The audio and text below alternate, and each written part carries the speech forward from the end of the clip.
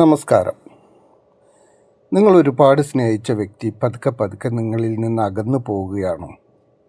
നിങ്ങളെ വേണ്ടാന്ന് വെച്ച് വഴക്കിട്ട് അതിലെ കുറ്റം പറഞ്ഞ് നിങ്ങളിൽ നിന്ന് അകന്നു പോയി മറ്റു തേർഡ് പാർട്ടിയിലേക്കോ അതല്ലെങ്കിൽ മറ്റു വിവാഹത്തിലേക്കോ അല്ലെങ്കിൽ മറ്റാളുകളിലേക്കോ പോകുമ്പോൾ ഒരുപാട് മാനസികമായി ബുദ്ധിമുട്ടി നിൽക്കുന്ന ഒരവസ്ഥയാണോ നിങ്ങൾ?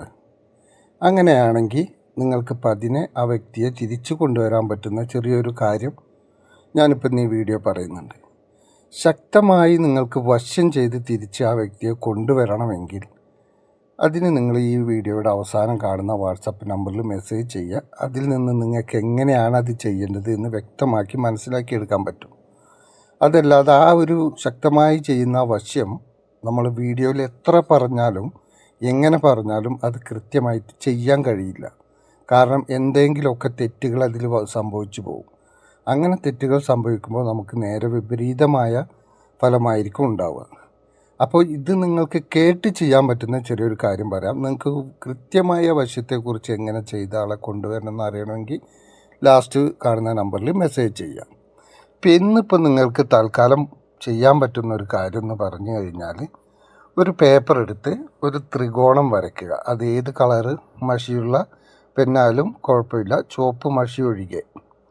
എന്നിട്ട് ആ ഒരു പേപ്പറിൽ ത്രികോണം വരച്ച് അതിനുള്ളിൽ 2 പേരുടെ പേരും എഴുതുക. 2 പേരുടെ പേരും എഴുതിയതിന് ശേഷം അതിലേക്ക് കുറച്ച് കുങ്കുമം ഇടുക, ഒരു 7 തുളസിയിലയും ഇടുക. എന്നിട്ടത് നന്നായി മടക്കുക.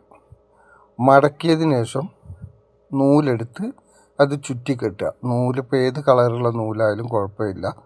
നൂലെടുത്തിട്ട് അത് നന്നായി ചുറ്റിക്കെട്ടുക. എന്നിട്ട് ഇത് രാവിലെ ഈ ചുറ്റിക്കെട്ടി ഈ ചെറിയൊരു പൊതി ആയിരിക്കും, അത് കയ്യിൽ പിടിച്ചുകൊണ്ട് രാവിലെ നമ്മൾ എഴുന്നേറ്റ ഉടനെ ഒരു 5 മിനിറ്റ് നേരം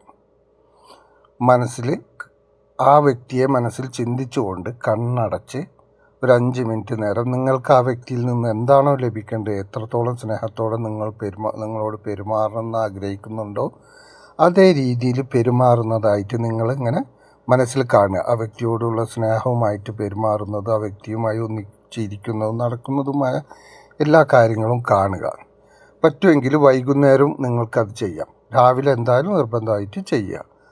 ഇത് വിശ്വാസത്തോടു കൂടി നിങ്ങൾ ചെയ്യുക എന്നുള്ളതാണ് ഇതിൻ്റെ പ്രത്യേകം പറയാനുള്ളത്. നമുക്കൊന്ന് ചെയ്ത് നോക്കാം. പല കാര്യം ചെയ്ത് ഒരു കാര്യം നടന്നിട്ടില്ല, അപ്പോൾ ഇതൊന്ന് ചെയ്ത് നോക്കാം എന്ന രീതിയിൽ ഒരിക്കലും ചെയ്യരുത്.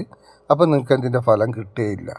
നിങ്ങളിത് കൃത്യമായി ഈ കാര്യം നടക്കും എന്നുള്ള വിശ്വാസത്തോടു കൂടി നിങ്ങൾ ഈ പൊതി കയ്യിലെടുത്ത് രാവിലെ എന്നും 5 മിനിറ്റ് നേരം കണ്ണടച്ച് ഈ ഒരു കാര്യം ചെയ്യുക.